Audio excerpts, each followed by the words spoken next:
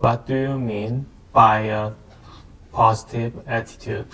To me, a positive attitude in one word means perseverance. So, as a job hunting candidate, I know it can be challenging to find the right job and to get selected for an interview and succeed in the interview process. Especially from a new immigrant perspective, when you're coming into this country, you're adapting to the new culture, the new way of doing things. Already it can be an intimidating process. Positive attitude also means accepting that things are not working out for you right now, but not letting it get you down, to say that there's always another chance and then there's another next time that you can make up for it, and the ability to come back at it again and persevere is how I would explain positive attitude. What are the specific skills employers are looking for? So from an employer's perspective, skill sets could be divided into hard skills and soft skills. So the hard skills, which is what is it that you need in terms of education, what do you need in terms of specific skills to do the job, certain job-related experience. And when I talk about job-related experience, I'm also talking about transferable skills that could be applied to the job that you're applying for. Then there is the soft skills, which includes flexibility, the ability to be flexible in doing the job, whether you have good interpersonal skills to be able to communicate properly with all your peers, and it also is about teamwork, to be able to work as a team, run with the ball alone if needed. In the Canadian perspective, assertiveness is really appreciated at the workplace, so that's an important soft skill.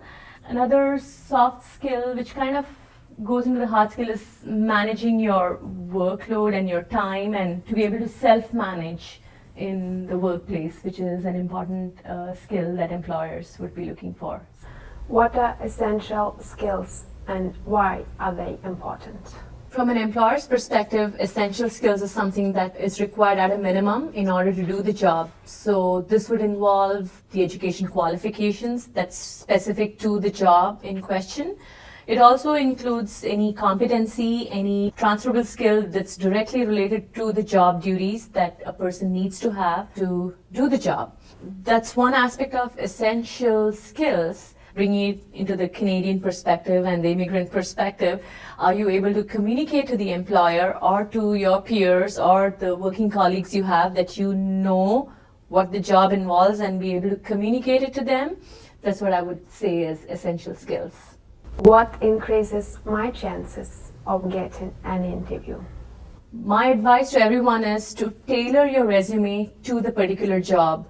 I've seen a lot of cases where a very generic resume is submitted for a whole bunch of jobs, and potential candidates tend to do that in the interest of saving time. But I believe you increase your chances for an interview if you tailor it to the job. And in the covering letter, it would be great for you to research as much as you can on an organization, find out what business they are in, what is their uniqueness, what is it that they're doing which is different, which sets them apart, which you can kind of build into your covering letter to say that you possess those skills or you identify with them, or that you have what it takes to become part of that team, part of that organization. And it also shows the employer that you've done your homework in terms of looking up that organization, that you're genuinely keen in being part of that organization. So I would say that's a very important step, being called for an interview.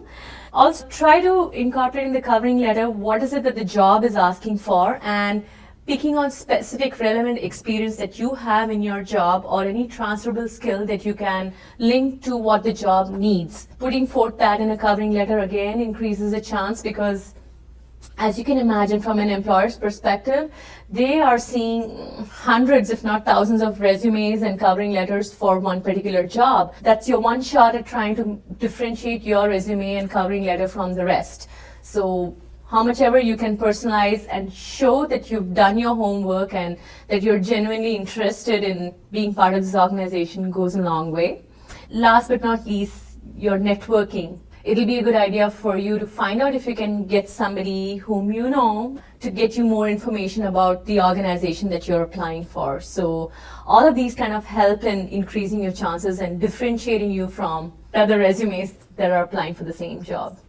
Can I negotiate aspects of my employment contract? In terms of negotiating the salary aspect of your job, what I would suggest is if you wish to discuss that with the employer, do your research in terms of what is it that the labor market pays for that particular job, and also dependent on the number of years of experience. All that is important to be able to back up that you are demanding in terms of salary. That's one thing that I would ask a potential candidate who's applying for a job to be mindful of. Of course, other things that could be negotiated are the hours of work and any kind of plans sometimes that employees may have of, in terms of vacation, because that's something that's again negotiated. If you know your plans in advance to let them know, it also shows your ethical attitude or behavior to the employer. Again, any kind of plans that you may have in advance which kind of prevents you from starting at the time that the employer would like you to, now would be the time that you could negotiate those kind of issues. So, yes.